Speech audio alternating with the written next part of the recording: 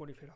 Okay, the member of this phylum are commonly known as sponges. अब इसमें ये कहना चाहता है स्पॉन्जेस मतलब आपने स्पॉन्ज देखा होगा, उसमें छोटे से टाइनी पोर्स रहते हैं, और जब आप उस स्पॉन्ज को हम वाटर में डालते हैं मतलब पानी में डालते हैं तो वो पानी के ऊपर सोख लेता है, और जब हम स्पॉन्ज को दबाते हैं उसमें वह पानी निकल जाता है। तो इनकी बॉडी उस टाइप से होती है, ठीक है। They are generally marine and mostly asymmetrical animals. ये बात आपको याद रखनी है कि जनरली ये पानी, क्योंकि इसका रीज़न ये जनरली मराइन वाटर में मिलते हैं। इसका रीज़न ये है कि ये मोस्ट प्रिमिटिव है। और अपन सबको ये बात पता है कि जो लाइफ चालू हुई है, जो लाइफ का जो जनरेशन चालू हुई है, जो लाइफ चालू है, वो एक्चुअली पानी में हुई है, और ये मोस्ट प्रिमिटिव है, सबसे पहले एनिमल्स है। तो ये ऑब्वियस बात है पानी में ही मिलेंगे, इसलिए ये most of the time marine water में मिलते हैं। और ये एसिमेट्रिकल होते हैं, मतलब इनको आप कोई सी भी एक्सिस से इक्वल हाफ में नहीं काट सकते। अभी एसिमेट्रिकल में एक एक्सेप्शन है, मतलब अगर आप इसमें मोस्ट ऑफ द एसिमेट्रिकल होते हैं, बाकी कुछ जैसे कि साइकोन और ल्यूकोसेलेनिया। ये आप याद रखिएगा। Sycon, SYCON, and leucosolenia, LEUCOSOLENIA, leucosolenia. ये दोनों रेडियल सिमेट्री के हैं। बाकी बाकी जितने बचे हुए हैं वो सब एसिमेट्री के हैं। तो ये बात ध्यान रखिएगा, ये इंपॉर्टेंट एक्सेप्शन है स्पॉन्जेस का, ठीक है। This are primitive multicellular animals and they have the cellular level of organisation. मतलब सेलुलर लेवल ऑर्गेनाइजेशन का मतलब ये कहना चाहता है कि जैसे कि अब जैसे कि वी ह्यूमंस अपन है, तो अपने पास ऑर्गन सिस्टम ऑफ ऑर्गेनाइजेशन है। मतलब अपने पास हर काम करने के लिए अलग अलग ऑर्गन डेवलप है। जैसे कि अपन को डाइजेशन करना हो तो एलिमेंट्री कहना का पूरा ऑर्गन सिस्टम अलग है। अगर आपको रेस्पिरेटरी सिस्टम पे देखना हो तो उसका लंग्स वंग्स उनका सिस्टम अलग है। अगर आपको सर्कुलर सिस्टम में देखना हो तो उसका हार्ट वार्ट अलग अलग सिस्टम अलग अलग है। तो लेकिन इनके अंदर क्या होता है कि इनके अंदर क्या होता है, सेलुलर, मतलब इनके जो अलग अलग टाइप के सेल्स होते हैं वो अलग अलग टाइप का काम करते हैं। बाकी वो सेल कोई टिश्यू नहीं बना पाते, और वो अगर टिश्यू नहीं बनेंगे तो ऑर्गन बनना इम्पॉसिबल है। बस वो सेल अपना अपना काम करते रहते हैं, और वो अपना अपना काम करते करते करते एक स्पॉन्ज की बॉडी बना लेते हैं। स्पॉन्जेस है द वाटर ट्रांसपोर्ट। हाँ, स्पॉन्ज है वाटर ट्रांसपोर्ट और केनाल सिस्टम। मतलब ये आपको कहना चाहता हूँ, जब आपको ये स्पॉन्ज की बॉडी में आपको छोटे छोटे टाइनी पो ब्लैक ब्लैक डॉट से दिख रहे होंगे। अब इसमें से क्या होता है, जब वो उसमें रहते हैं, वाटर में रहते हैं, तो इस टाइम पोर से वाटर अंदर चले जाता है, और जो उनका जो ऊपर आपको मुंह खुला दिख रहा होगा, सबसे ऊपर टॉप पे आपको जो मुंह दिख रहा है, वहाँ से पानी बाहर बाहर निकल जाता है। जो से छोटे छोटे गड्ढे हैं उनको बोलते हैं ऑस्टियम, और जो बड़ा बड़ा मोटा सा गड्ढा है उसको बोलते हैं ऑस्कुलम। अब ऑस्टियम से पानी अंदर आएगा, और फिर पानी के जितने भी न्यूट्रिशन है वो उसके सेल्स ले लेंगे, और जो वेस्ट वाटर रहेगा वो ऑस्कुलम से बाहर निकल जाएगा। इसके बारे में आगे बात करने ही वाले हैं। तो उस पानी के लेन देन का सिस्टम को अपन कहते हैं केनाल सिस्टम इन स्पॉन्जेस। ये आपको ध्यान रखना पड़ेगी। Water through water इंटर्स through minute pores ostia, इनको ऑस्टिया कहते हैं। ये छोटे छोटे ब्लैक डॉट्स दिख रहे हैं उनको। And body wall into a central cavity को स्पॉन्जेसिल। और जो इनकी बॉडी वॉल रहती है उसके बीच में जो कैविटी रहती है जहाँ पे पानी आता है, उस कैविटी को बोलते हैं स्पॉन्जेसिल। और उसके बाद जब पानी का काम हो जाता है, पानी से न्यूट्रिशन ले लेते हैं, पानी में अपना वेस्ट छोड़ देते हैं, उसके बाद वो पानी बाहर निकलता है ऑस्कुलम से, जो इनके टॉप पे होता है। This pathway of water transport is very helpful in food gathering and respiratory exchange and removal of waste, ठीक है। अब इनके अंदर क्या होता है, बेचारे सांस वास तो ले नहीं पाएंगे, तो वो ऑस्ट्रियम से पानी अंदर आता है, वो पानी से अपना फूड मटेरियल भी ले लेते हैं, और अपनी ऑक्सीजन CO2 का ट्रांसपोर्ट भी कर लेते हैं, ये सब कर लेते हैं, और जो वेस्ट वाटर होता है बाहर निकाल देते हैं। इनका कहने का मतलब यही है। अब कोनोसाइट्स एंड और collar cells lined spongocoel and canal. अब ये कहना चाहता है कि जो स्पोंजोसील की लाइनिंग होती है उस पर कोनोसाइट्स सेल होते हैं। अब ये कोनोसाइट सेल्स क्या होते हैं, इन पे माइक्रोवेव लगा हुआ रहता है, और एक फ्लैजिला भी रहता है।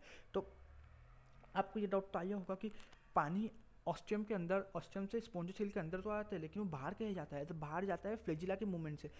जो कोनोसाइट्स पर फ्लैजिला रहते हैं वो पानी को बाहर धक्का देते हैं, और जब पानी बाहर धक्का जाएगा तो माइक्रोविलाई पे एक्शन होगा, और माइक्रोविलाई उस एक्शन से जो फूड पार्टिकल रहेगा वो माइक्रोवेव 13 एब्जॉर्ब कर लेगा।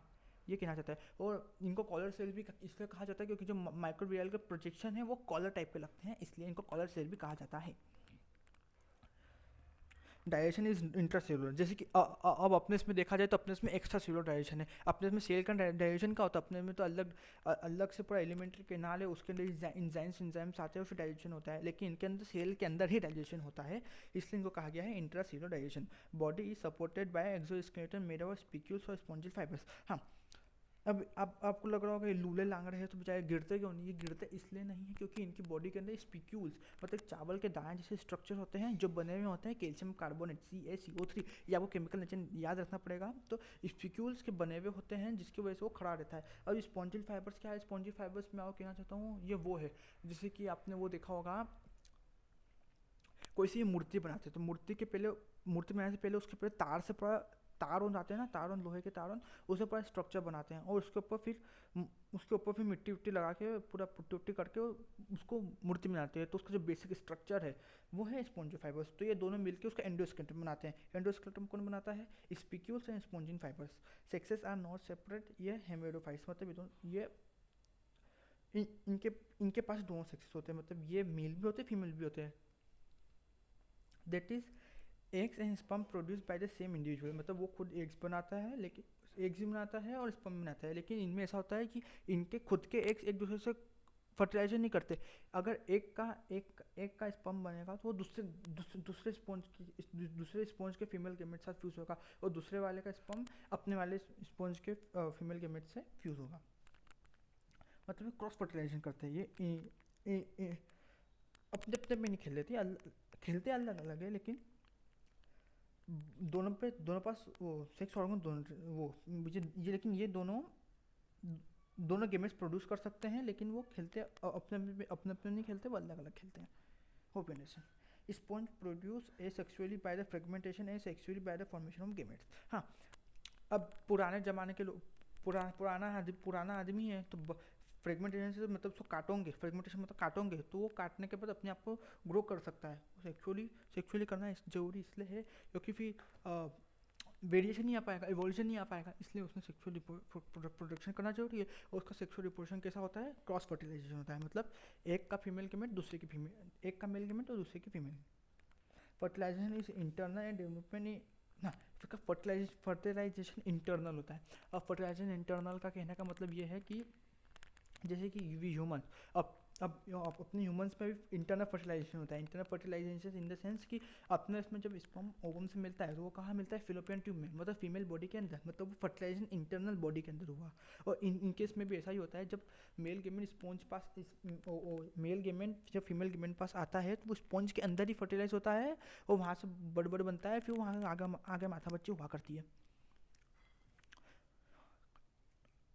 इस इनडायरेक्ट एंड लिविंग, हाँ, जब इनका फर्टिलाइजेशन होता है तो ये लार्वा बनाते हैं। और लार्वा की खासियत ये है कि लार्वा एक मूविंग है, तो लार्वा मूव करते करते कुछ रॉक पे बैठ जाता है, फिर वो वहाँ से माइक्रोसिस करते स्पॉन्ज बना लेता है। तो आपको एक बात याद रखना है कि इनमें लार्वा स्टेज बनती है which is morphologically distinct from adult. हाँ, मतलब लार्वा तो एक छोटा सा कीड़ा जैसा समझ लो, और स्पॉन्ज तो आप समझ ही गए होंगे कैसा है। तो इनके मॉर्फोलॉजिकल फीचर मतलब इनके हाव भाव देखने में हाव भाव मतलब वो ये एक लंबा चौड़ा एक गिलबिला दोनों देखने में पूरा अलग अलग होते हैं।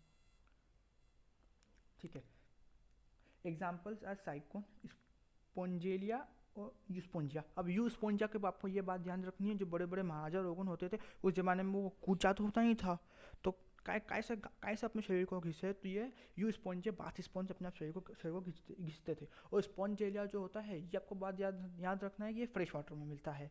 और साइकोन और ल्यूकोसेलेनिया के बारे में आपको पहले ही बता चुका हूँ। इनकी खासियत क्या है? ये रेडियल सिमेट्री है। और ये आपको ये एक एग्जाम्पल और है कोलोनिया बोरिंग स्पोर है। ये आपको बात याद रखनी है, कोलोनिया को बोरिंग स्पोर बोलते हैं। अब इसका न्यूमोनिक्स क्या है? कोलोनिया मतलब कॉलोनी में खेल के आप बचपन से कॉलोनी में खेल रहे हो तो आप बोर हो जाओगे, तो आप यहाँ पे बोर हो जाते हो। इसे कोलोनिया is a boring spore.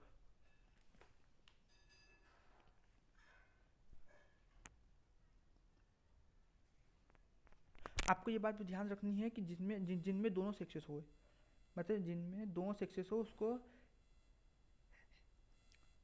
Her Rouf diets बोलते हैं, ये आपको बात ध्यान रखनी है, डायरेक्ट क्वेश्चन आ सकता है। ठीक है, थैंक यू।